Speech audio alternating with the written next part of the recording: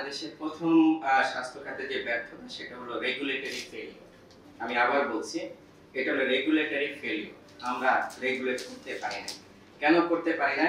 আমরা একদিকে যেরকম সরকারের স্বাস্থ্য সেবা নেটওয়ার্ককে বাড়িয়েছি কমিউনিটি ক্লিনিক পর্যন্ত, অন্যদিকে দেখা যাচ্ছে আমাদেরকে প্রাইভেট সেক্টরকে অনিয়ন্ত্রিতভাবে বাড়ার সুযোগ করে দিয়েছি। এটা কিন্তু সাংঘর্ষিক। এই জায়গায় প্রাইভেট সেক্টরকে কতটুকু বাড়তে দেওয়া দরকার ছিল এটা আমরা রেগুলেট করতে পারি না। দ্বিতীয় যেটা ব্যর্থতা সেটা হচ্ছে যে আমরা 2017 সালে স্বাস্থ্য মন্ত্রণালয়কে ভেঙে দুই টুকরা করলাম, দুটো ডিভিশন করলাম। কোনো যৌক্তিক কারণ ছিল কিনা আমি জানি না। এটা নিয়ে কোনো টেবিল টক, কোনো আলোচনা কিচ্ছু হয়েছিল কিনা জানি না। স্যার আছেন এখানে, সিনিয়র মানুষ, স্যার জানেন যে এই ধরনের আলোচনা আপনারা ছিলেন কিনা, আপনাদের সাথে কথা বলা হয়েছিল কিনা। এইটা একটা বিস্ফোরণ হয়ে গেছে। এটা একটা রেগুলেটরি ফেলিওর আমি মনে করি।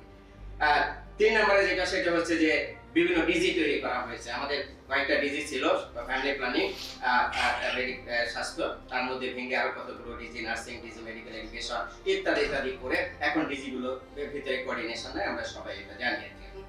আমরা রিসার্চ প্রতিষ্ঠানগুলোকে কি করেছে সেটা হলো যে কোনো রিসার্চ মানে কোয়ালিটি রিসার্চ হয় না এখানে, সেই ফাইন্ডিং গুলো কখনো আমাদের পলিসি মেকিং এর কাজে লাগে না। সো সেই জায়গাগুলোতে কিন্তু আমরা ম্যানেজমেন্ট ফেলিওর, এখানেও কিন্তু চিন্তা করার আছে এইগুলোকে একত্রিত করে আমরা কোনো রিসার্চ প্রতিষ্ঠান করতে পারি কিনা। অনেক ধন্যবাদ আমাকে শোনার জন্য।